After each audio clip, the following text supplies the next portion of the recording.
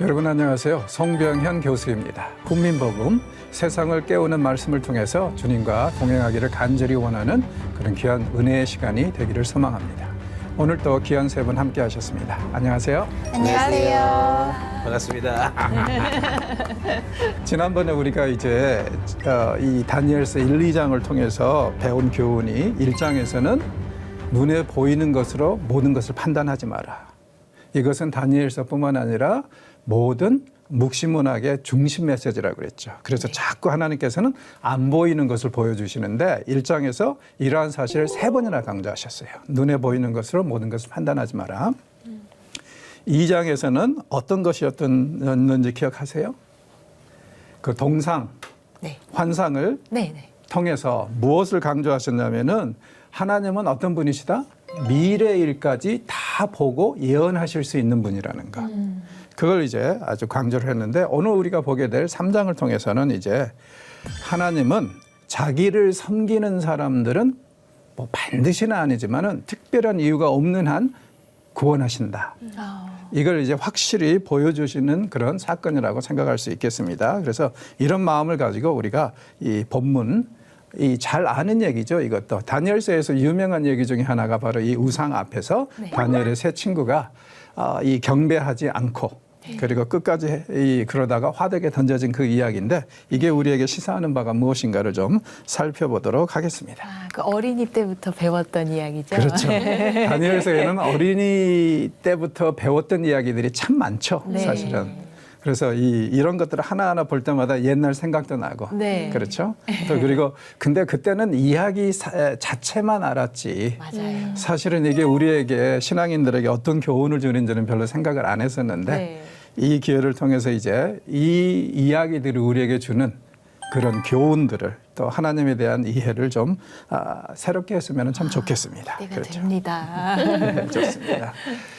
자, 이 3장의 이야기는 이런 식으로 이제 구조를 가지고 있는데 가장 핵심적인 것은 뭐냐면 마지막 부분에 느부갓네살, 이 사람은 바벨론의 왕인데 이 사람이 여호와 하나님을 찬양하는 이야기로 마무리가 된다는 것.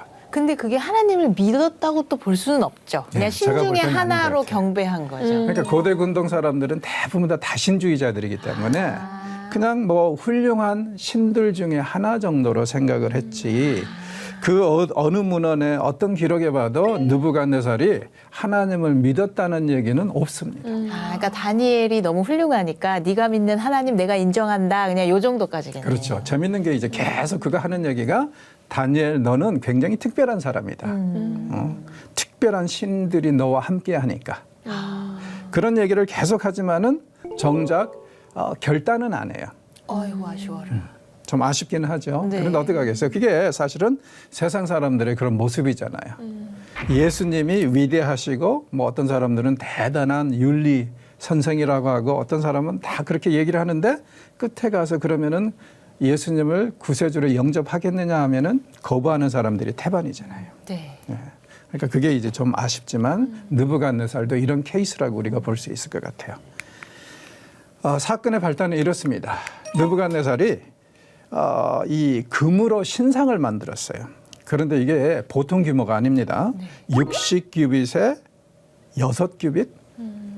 자, 한 규빗이 어느 정도라고 그랬죠? 잊어버렸어요. 여기에서 여기까지. 그러니까 여러분은 2규빗을 지니고 다니세요.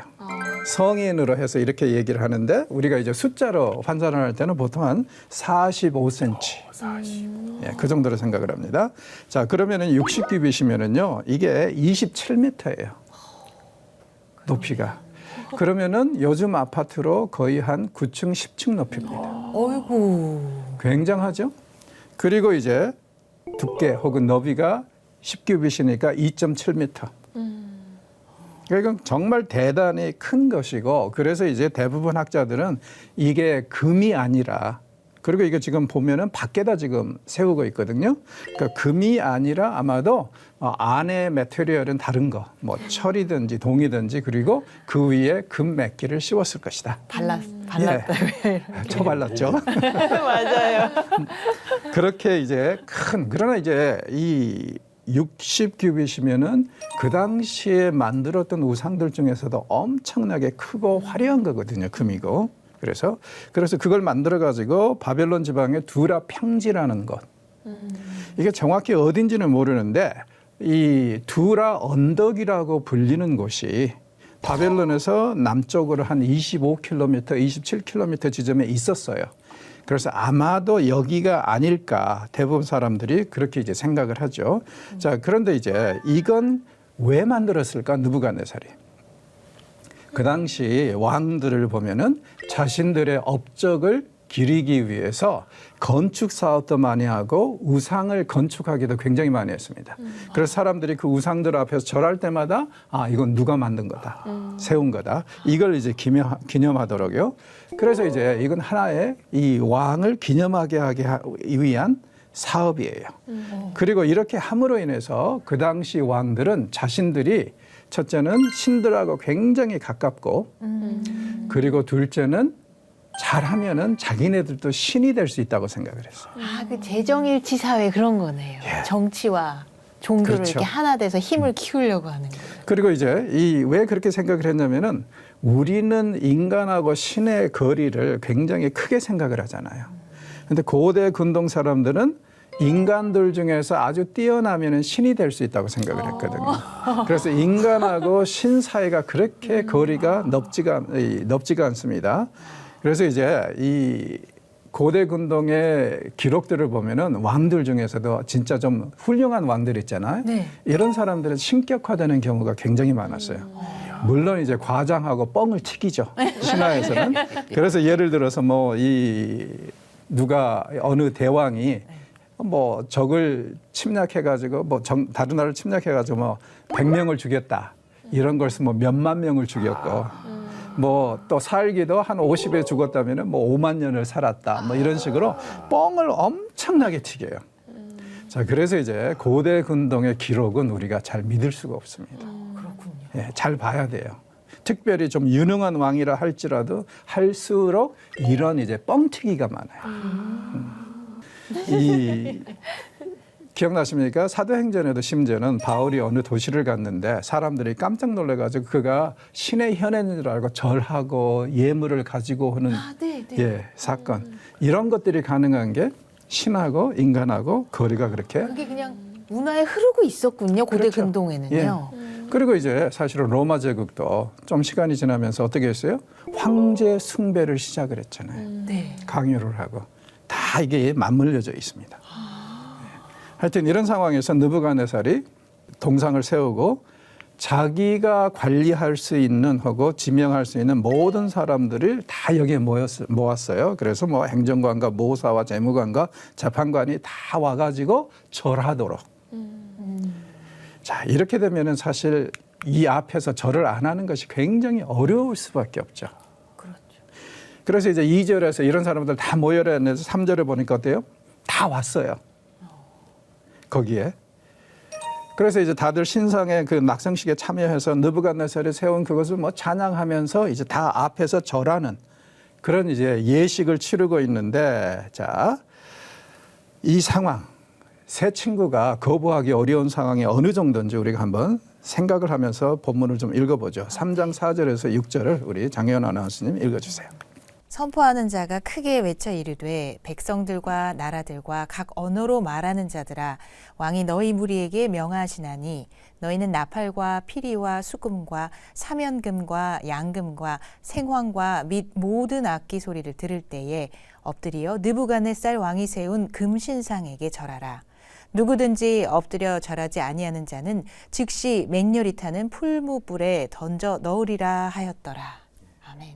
온갖 악기가 동원이 되고 있어요. 그러니까 일명 요즘 말로 하면 밴드부가 동원이 돼가지고 오케스트라가 왔네요. 예, 분위기를 완전히 조성을 해주고 있어요. 네. 그리고 뭐 이 정부의 관료들도 다 절을 한다면은 그 제막식에 참여한 사람들은 당연히 다 따라 하겠죠.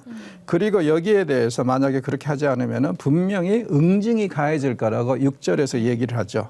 완전히 풀무불에 던져지리라. 무섭네요.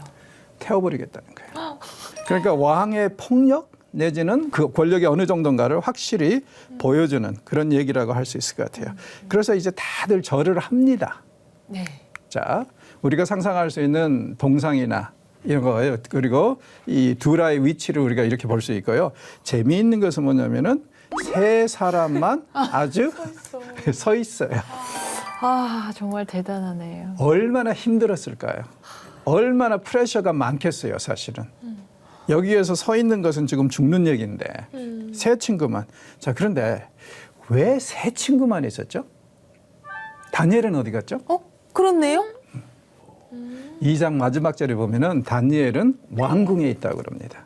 아예 오지도 않는 예. 건가요? 그러니까 이제 이게 뭐냐면은 그 느부갓네살의 왕이 다니엘을 진짜 신뢰했다는 얘기예요. 왜냐하면 자기가 지금 행차를 해야 되잖아. 25km 떨어진 곳으로. 그런데 혹시라도 해야 될 일이 혹은 급하게 어떤 일이 있으면 어떻게 해야 돼요? 다니엘이 그 일을 해야 되는 거예요. 왕을 대행해서. 왕궁에 남아서. 그러니까 이건 다니엘이 굉장히 신뢰를 확실하게 얻었다는 얘기예요. 아니 그러면 왕의 부재 중에 대행자로 남겨놓은 예, 거예요?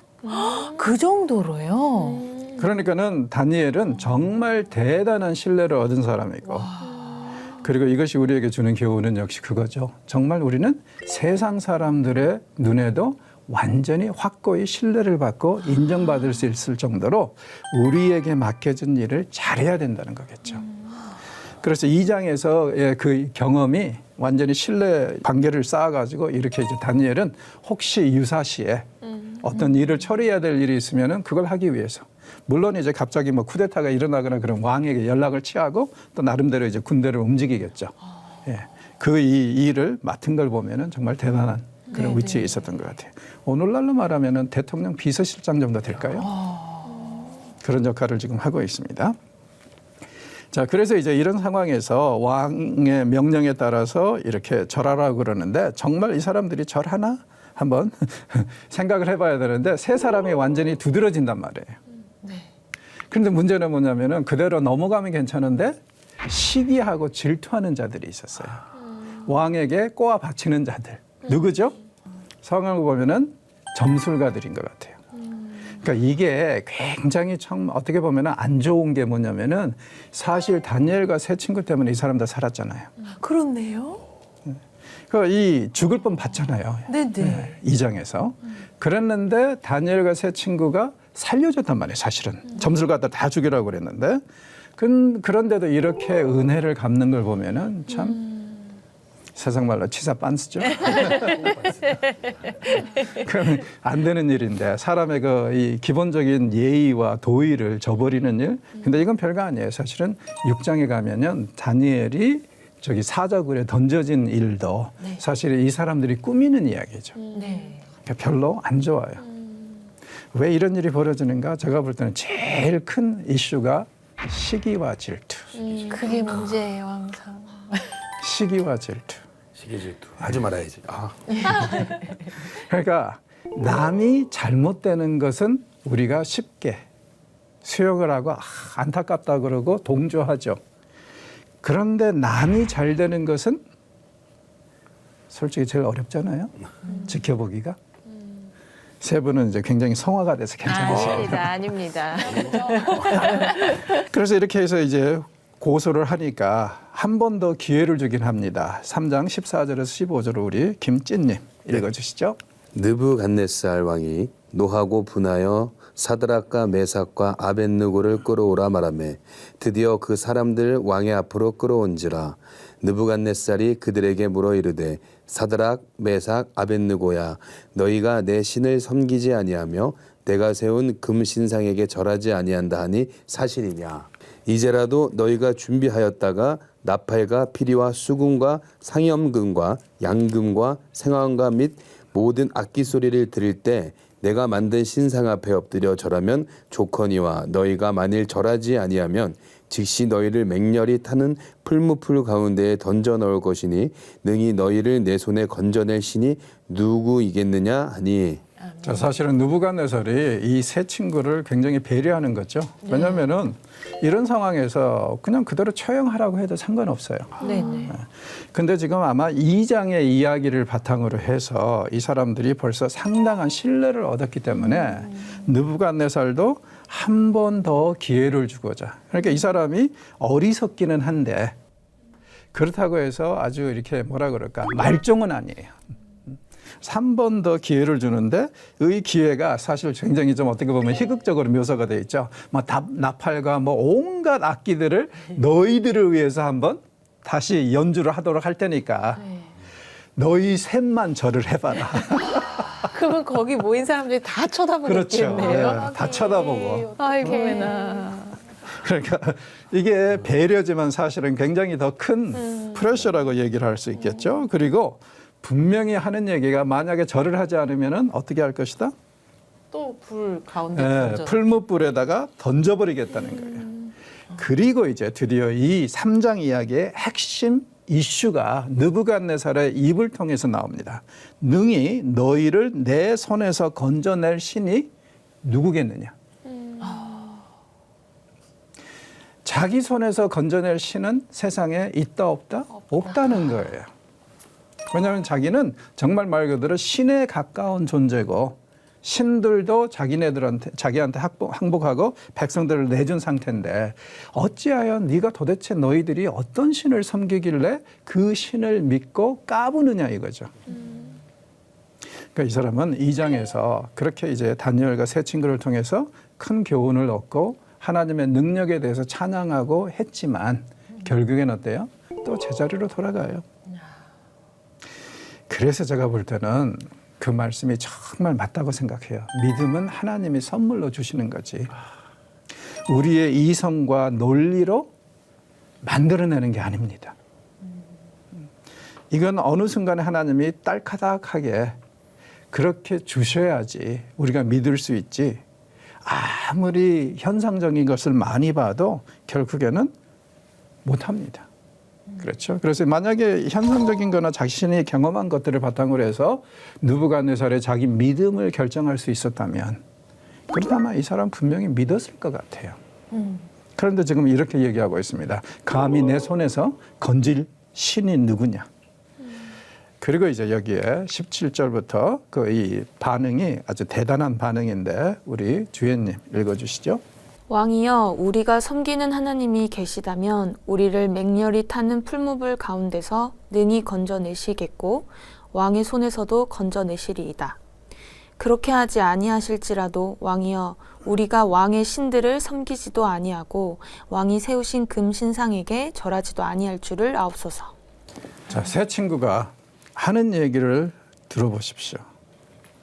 하나님은 특별한 일이 없으면은 분명히 우리를 이 맹렬히 타는 풀무불 가운데서 능히 건지실 수 있는 분이라는 거예요. 그리고 건지실 것이라는 거죠. 그렇게 이제 믿습니다. 그럼에도 불구하고 이들이 하는 얘기가 뭐예요?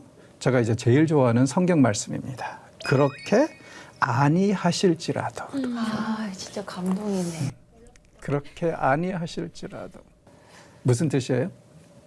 우리는 살리시든 죽이시든 오로지 하나님만을 바라볼 것이며 우리는 이번 일을 분명히 하나님이 해결해 주시고 우리를 풀무불에서 구원해 주시리라고 저희들은 생각합니다. 자, 이것도 굉장히 사실은 정치적인 이야기죠. 왜냐하면은 원래는 느부갓네살의 손에서 구해줘야 되잖아요. 그렇죠. 그런데 지금 돌려서 느부갓네살을 가해자로 얘기를 안 하고 그냥 풀무불에서 건져 주실 거라고. 그러니까 이것도 지혜예요. 그렇죠?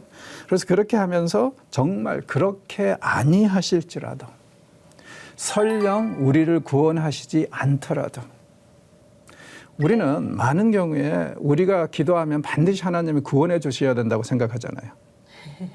맞아요? 네. 그렇게 기도하는데 안 그래서 맨날 좀 시험에 빠지잖아요. 근데 이론적으로 이성적으로 생각하면 뭐 하나님이 우리한테 뭐 빚지신 거 있어요? 맞아요. 그렇네요. 없네요. 아니 왜 꼭 항상 들어주셔야 돼요? 그렇네요. 그래서 저는 이분들의 신앙이 너무 좋아요. 이렇게 하나님에 대해서 기대는 하지만 그러나 설령 그렇게 아니하실지라도 나는 끝까지 하나님만 신뢰하고 믿겠습니다. 우리 모두가 이런 믿음을 좀 가졌으면 얼마나 좋을까요? 그저 달라. 하나님이 달라 장사도 아닌데.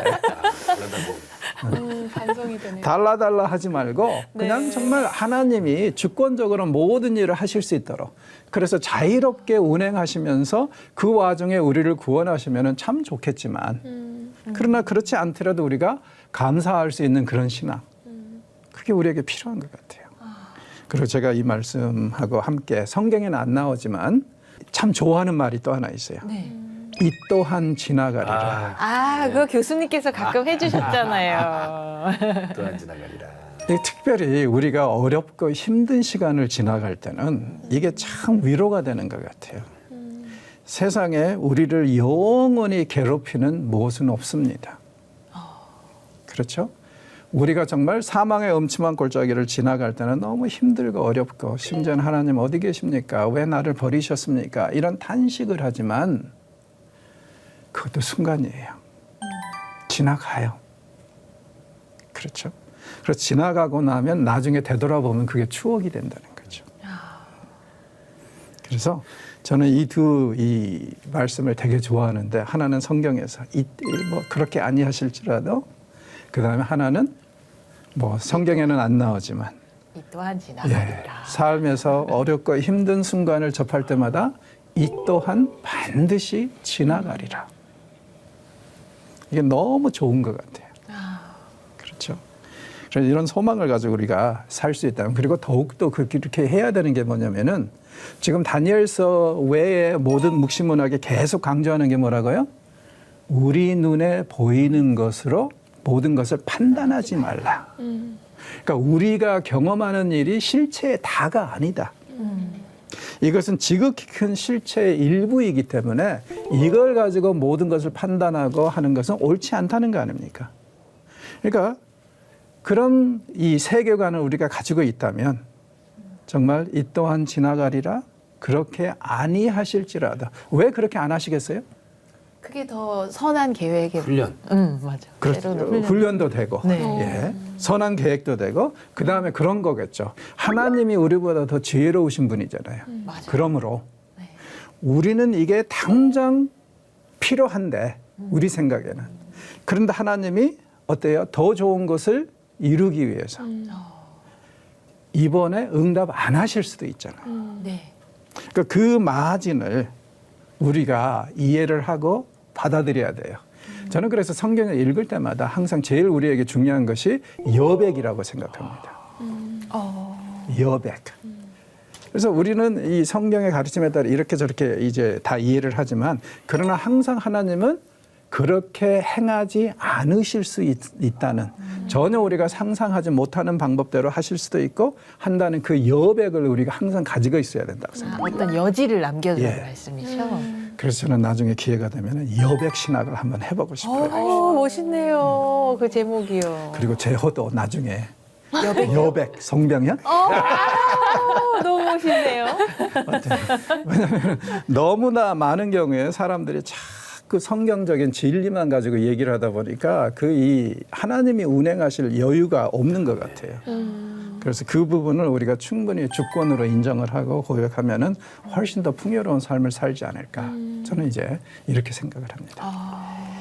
자, 오늘까지의 강의 내용 별로 그렇게 많은 것은 아닌데 혹시 뭐 느끼신 점이나 질문하실 거 있으세요? 아니, 근데 교수님 혹시 제가 계속 귀에 맴도는 그리 아니하실지라도 감사해요. 이 찬양이 여기서 나온 건가요? 그러겠죠? 예, 말이 비슷하니까. 네, 그 찬양을 저 좋아했거든요. 근데 이게 다니엘서 이 안에 있었군요. 다시 한번 찾아서 들어보십시오. 네, 보석 같은 부분을 찾아낸 것 같습니다. 저는 이 또한 지나가리라 말씀을 해주셨는데 지금도 이 또한 지나가는 중입니다. 지금 이 또한 지나가는 중이어가지고 또 크게 와닿고 이제 자녀가 이제 4살, 2살이거든요. 그래서 이제 부모님의 마음을 조금 알 것 같아요. 이제 알아가는 것 같아.